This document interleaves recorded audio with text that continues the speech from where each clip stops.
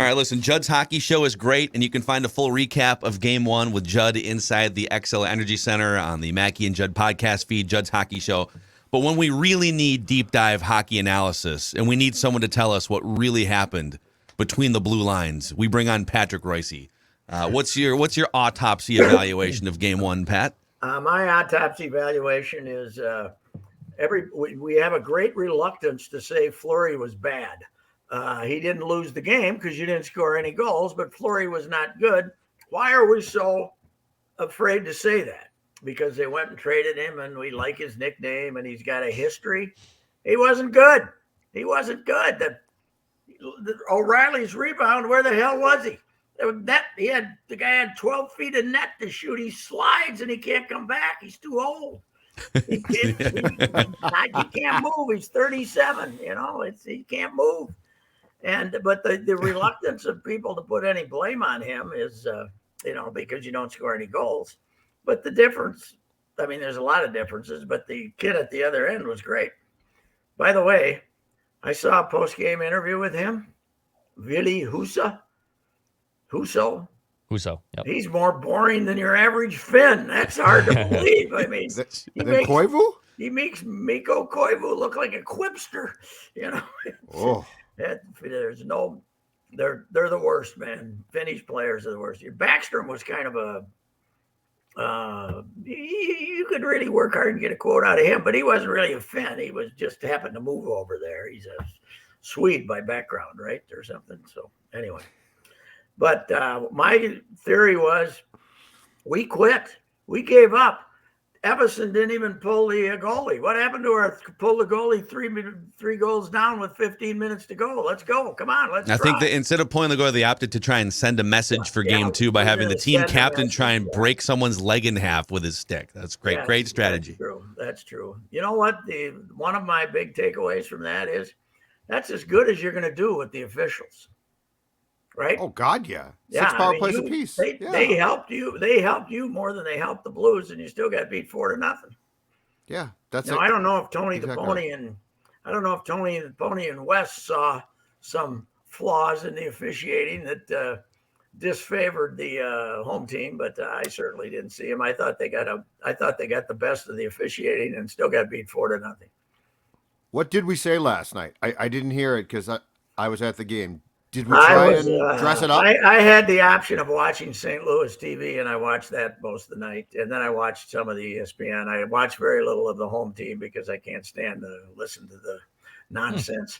But the St. Louis guys were amazing because they never once complained about the officiating, and they gave the Wild some credit at times. It was amazing. It was incredible. That's Bally's too. That's not allowed. Valley. Those guys should be fired today. Yeah, they must have a different Valley approach down there in St. Louis. Coming up next, we fire all of our talent in St. Louis because they were positive about the opponent. Even though, you know what, though?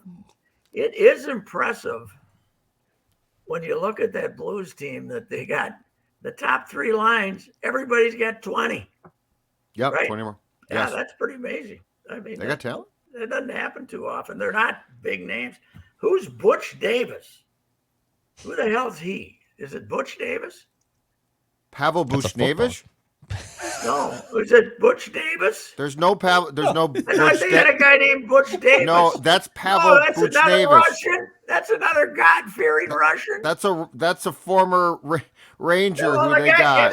There's no Butch Davis. That's me, and I kept saying, "Who's this Davis?" It's Pavel Buchnevich. Yeah, it looks like Buchnevich if you want to go with that pronunciation. St. Louis calls him Butch Davis.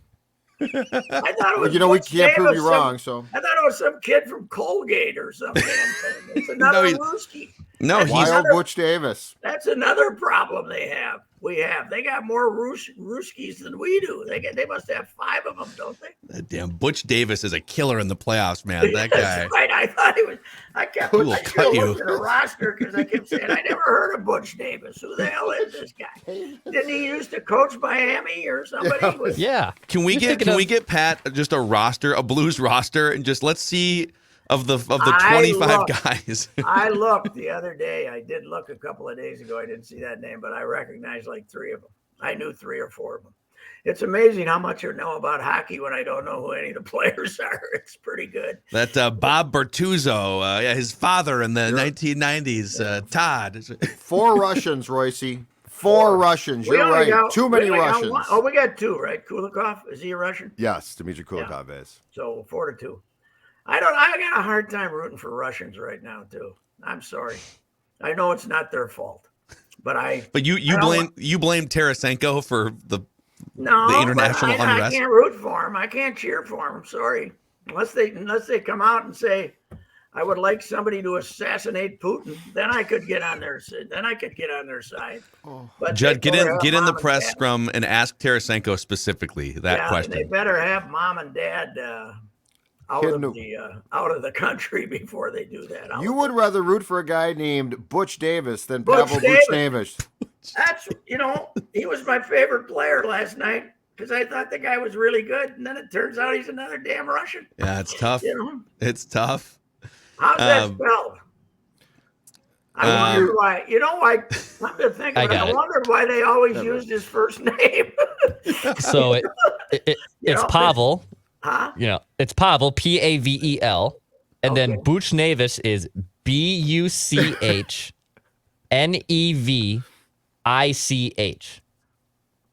Well, I kept saying, why do they call him Butch Davis all the time? Why do they? From now on, he's Butch Davis on this show, Dan. Why do they always give him the first name? Why do they always use it? This is the type of deep dive analysis you get on Mackie and Judd right here. Yeah. Oh my God.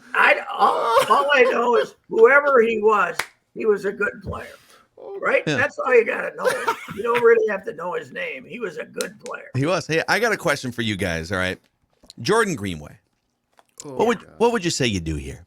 Besides commit ridiculously stupid penalties and have the opposing team score on the power play. Oh, God. And be very miffed about the fact that you deserve 3 penalties and they only called 1. And then you get he should be an NBA player. That's what he should be, so he can bitch at every call. Isn't that? Well, and the other thing is, cross-checking, this is from a guy who never played a single second of even termite hockey. But cross-checking is by far the dumbest and most easiest to prevent penalty in hockey. Well, so let's start there. But when you're standing 5 feet from an official, it's even more astronomically stupid. Well, the best was they let him run the guy in the corner, right? They let him. That was the third period, right? Wasn't it early in the third period? Yeah. They let him run the guy in the third period, and then the ref standing there, and he said, "Oh, you didn't see that? I'll hit him with the stick, and make sure you give me a penalty here."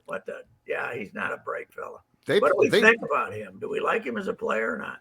It just depends. It depends on the month. It depends on the week. He'll go through spurts where he's good, and then he'll play stupid games like he did last night. But the thing about it, Pat, nobody, for the most part, played well last night. No. So like Fleury, it doesn't matter.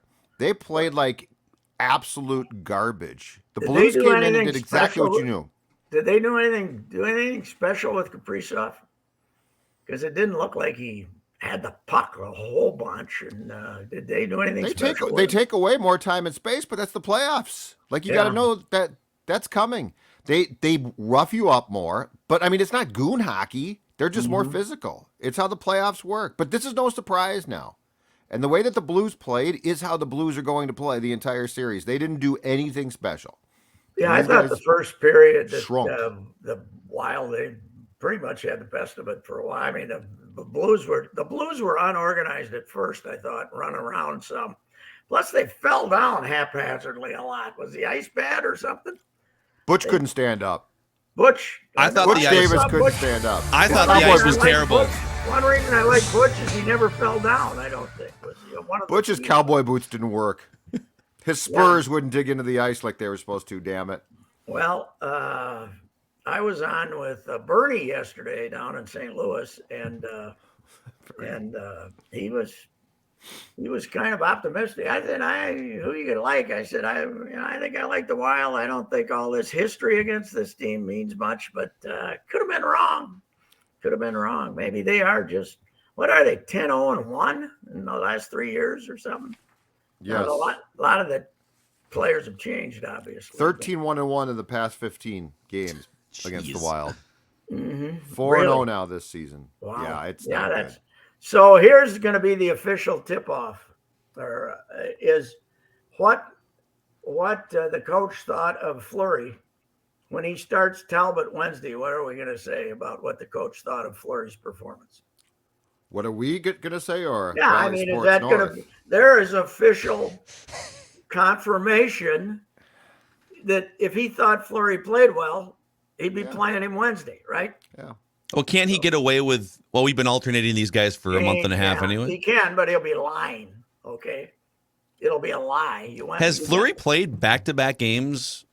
He didn't play back-to-back in the last week and a half, right? These are 2 days off. These are not. He did play 3 in a row? Okay. Yeah. These are not. Plus, you get a day off. So if he's your goalie for the playoffs, you play the whole damn thing. So we'll find out. But I didn't think he was very good. I thought he left too much room to shoot. I thought he got unlucky. Who's really still a great player? You know who's really great? You know who's really a great player, even though he's my age now? Ryan O'Reilly. Oh God. God's favorite player. Wasn't he with Colorado when we were playing him 10 years ago? He was in Colorado. They went to Buffalo and then the Blues and won the cup in 2019. But he's marvelous. Yeah, he is an old school. He's got to be 35, doesn't he? He's been around. That's a good question. Yeah, I don't know. But yeah, he's been around for a long time. Mm-hmm. Well, it was quite a awakening. What time did that game get over, by the way? Oh man. 11:30? Probably 11:15, 11:30, yeah. Okay. All right. Well, I bet get that 4-0 drubbing reduced the post-game crowds at the saloons on West 7th Street, don't you think? Yes. Yeah, there was it the third or fourth goal? I think it was the fourth goal, and the ESPN cameras just started panning the crowd. People just like hundreds of people in each section just flowing out. Well, they were telling us that. So, well, what the hell? Meanwhile, our baseball team. There you go. Yep. Let's get some positivity up in here. Didn't hit with Tyler Wells, who they gave away 2 years ago, right? At Rule 5. Yeah. This pitcher. Yes. They only got 1 run off him in 5 innings. He looked pretty good. And then, but they figured out how to finish it and brought in Duran for the ninth, and that could be the new solution there, because it's not going to be Pagan. That guy's an adventure. He was the save the other day when he had 34 pitches and the umpire gave him the 3-2 pitch. I think yesterday it was 32 to get through the 8th inning. So he's supposed to be a strike thrower, but he hasn't been so far. But yeah, Duran. If Duran can be dialed in, he's your best reliever, right? Did you guys watch enough of the baseball game to see what they've done in left field? Mm-mm. I heard about it. Somebody is going to get killed. The cheap ass Orioles wanted to do something in left field because their ERA in there was 5.95 last year or something. So they just built this wall back. They took out, must have been 10 rows of seats, but it's in left center and it's just a straight wall straight across. So the corner is just like a 90-degree turn. The corner, someone's going to run into the corner. Well, Gordon was playing left, and Buxton was running over from center, and there was a ball there. Oh no! That in a normal field, that Buxton would have caught it, or Gordon would have caught it, but Gordon's like right next to the corner, could kill himself, and you're watching Buxton go and say, "Okay, this is it. He won't be playing for 3 months," and they let it drop for a triple. Bounce off the wall for a triple, but it's stupid. How could Major League Baseball allow this? Wait until you got to check it out and see it. Somebody's going to kill himself. So it's gone from being one of the easiest parks to hit a home run in to now being the hardest park to hit a home run in. I love how the Orioles surveyed, the last 20 years of their organization, and they're like, you know what the problem is? Yeah. The left center field fence. That's the problem with our organization. Yes, and they not only pushed it way back in left field. It's got to be 25 feet, but they build a wall. They think they're going to be Fenway, but Fenway, the angle is way out in right center field, right? This is right in the middle of the field in left field. It's like halfway over in left field. It's unbelievable. So they took seats out, right? Oh God, yes. Yeah. I'm looking at it. Oh yeah, that's ridiculous. Yeah, I mean, and Major League Baseball, what a bunch of jackasses. How you got to have somebody come and look, right, and say this isn't going to work. This is, somebody's honest to God, somebody's going to break every bone in their face trying to catch a ball there. As long as it's not Byron Buxton, Pat, God bless him. What do you? Okay, what's the? I'm having a little Sano debate on Twitter today, suggesting that if he comes back, it'll be as a platoon player against lefties, and they're pointing out that he hasn't hit lefties for 3 years. Which but that could be because he doesn't face him and he isn't brilliant. But I think it's a release, don't you? Well, this is the last year of his contract, so yeah, you got to pay him $3 next year. But if Miranda hits, if Miranda comes up and hits, and he comes back in a month, he probably won't. What they'll do is they'll have him have surgery, and then they'll send him to St. Paul for 2 weeks and see if they can fix him. But I don't think there's any market. They might have to just do the same thing the Mets did with Cano, except for a lot less money. So. Well, yeah. I mean, Sano, even when Sano's at his best, he has one attribute, and it's home run power. So he has played 17 games. He has 5 hits. You probably won't see him. So he'll just be out with an injury for at least another week, right? Oh, no, it sounds like they're going to have knee surgery. Little cleanup. It'll be late So a little cleanup. So cleanup. Okay, yeah. 2 weeks. So June 1st is probably, he might be ready to play June 1st, but they'll send him to St. Paul. But yeah. I don't think you can get somebody's 20. You pay half of what he's owed. You might get. I don't think you'd get somebody's 23rd prospect. I was up early this morning. I was looking for teams that were good that might need a DH, and I couldn't find one. You can't justify him playing now. It's that simple. Like there's no way, no matter how big a fan of his you might be, that you can actually expect them to play him. He's not playable right now. No, and it's not because you can't any longer say, boy, if he loses 20 pounds, because he did. Yeah. He can't hit. He's Chris Davis. He can't hit modern velocity, right? Yeah. Mm-hmm.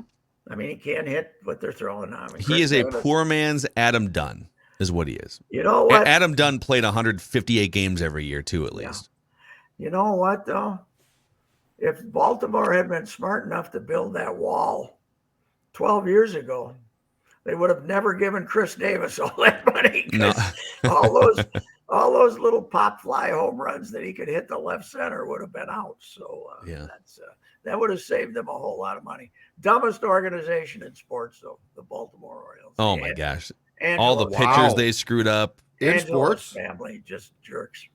That's impressive, though, Pat. In sports, I mean, we got the Lions. We've had the Browns for a long time before now. I think they're not like high-profile dumb. Like the Lions are high-profile dumb. The Browns, the Orioles are sort of low-key dumb. No one really cares about them. So no one really talks about them, My 3 stars from last night.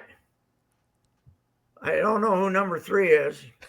The goalie's number 2, and Butch Davis is number 1. Butch Davis with the cowboy hat on. My 3 stars from last night. Butch. Is he related to the other Butch? Oh, by the way, my genius of baseball memories even impressed me. Did you see what I said on Twitter? Tyler Nevin comes to the plate, right? And I looked and said, I wonder if that's Phil Nevin's kid, right? And he is. It's Phil Nevin's kid. And then like 20 seconds later, I said, I swear to God, I saw Phil Nevin hit a home run to right center field when I was covering a game in Camden Yards. Right. And I could see the ball leaving, and we were all surprised. Well, I looked it up. He was only here a month in 2006. He hit 1 home run. It was a 2-run homer in the 8th inning to put him ahead in Camden Yards to right center field. Yeah. And he was only here for a month. And I remember one of my first assignments as an intern at the Fan was to be. They had some sort of celebration at some point at the end of that season. Might have been at the end of the season. And Phil Nevin in a sleeveless like Miller Lite T-shirt was just leading the party in the clubhouse when the Twins clinched. Yes, even though he had one. I think Suhan wrote something about him. I was on that Baltimore road trip, and Suhan, and then they went to New York, I think. And Suhan had written something about him, or somebody had written something he didn't like. And I'm on deadline trying to get back up to the clubhouse, and he's sitting there with a cocktail in his hand, giving me hell for like 15 minutes about the negative. And I went, hey, I gotta go here. You didn't even play. Leave me alone here, will you? But he ended up being like a minor league manager, right? AAA was interviewed for some big league jobs and something. Third base coach now, right? Yeah. I think for the Angels, and he was with the the Yankees? Yankees for a few years. Yeah. Mm-hmm. Next time I can't find a cell phone, I'll remind myself, but I remember Phil Nevin hitting that home run. Exactly. Yep. I don't know where the remote's been for 3 days, but The great run of the Blues, Butch Davis. That's what you'll recall. That's right. The greatness of Butch Davis in those Butch playoffs. to me from now on. The hell with you guys. Butch, amazing. Honest to God, I thought he was Butch Davis. I didn't know. He is now. Who cares? Why do you always use the first name? I couldn't figure it out. I'll see you later. We'll call him whatever we want. All right. See you, Pat. We'll talk tomorrow. Patrick Reusse's pronunciation of Wild and Blues hockey players, presented by Federated Insurance. Federated Mutual Insurance Company is here to help your business avoid risk and maximize success. They've been around for over 100 years, based in Owatonna. They are one of us, so to speak. And you can find a full list of industries Federated protects at federatedinsurance.com, where it's our business to protect yours. Rapping with Reusse.